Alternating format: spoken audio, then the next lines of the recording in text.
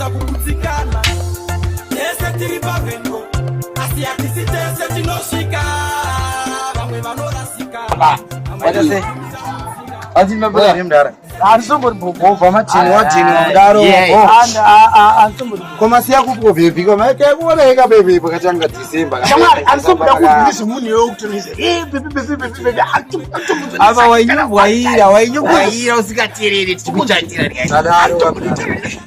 Kwati lautu kalelo ndidzinga baba zitaone abakona nje ayomira iwe mbedza ndiwe lero ishamari sha ndizwa mbedza wachidraw wamsuno apa paiwo uchiti draw apa jake titikana ba ayi wakaita seku ndema grade sada wachidraw wayombedza uchifamba ni gasa yako ngambedza ukachoro janza ayi waka bonus is our cherry ukona somwangu ka uye munhu yaka anona kajo kambuka kake kanenge chiterwa nezimba 67 anzi kajoki kanenge kabloki wangu kakembwa akanditsaira na toki waisi mumba chikafu kakarova iko zvinezvo wangu ndakafonera izvezvi ukona kakatogara mubhenzi ukona face of chakula terera musoya face of hanzi akandizivi tichibva pagraft chinopuwa big baba mabonus akapinda remember chikutaura kuti maya rudo rwanaka rwakapera muna January unaona December inoyemfana unaitwa mafantiki aitwa izvozo mbedza tisaone mfana December kana ukangwara 25 December watopera ma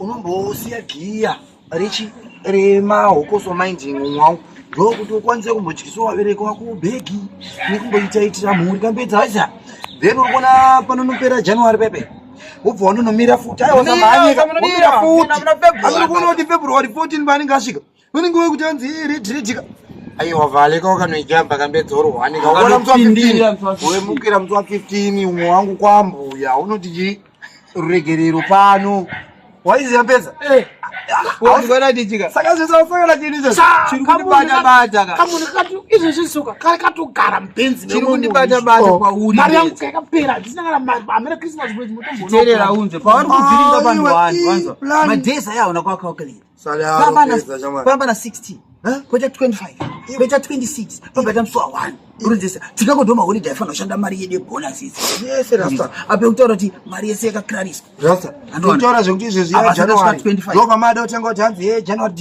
disease imimi muri mega makaita madhiri enyu mudara sha murikuona mudara pafecha jesu mudara tikutokweshero zvamanje aikarati zvamanje mudara zvamanje karati saka mukutika kumana tongoza padheni pane masora esa aya pakana uchidongora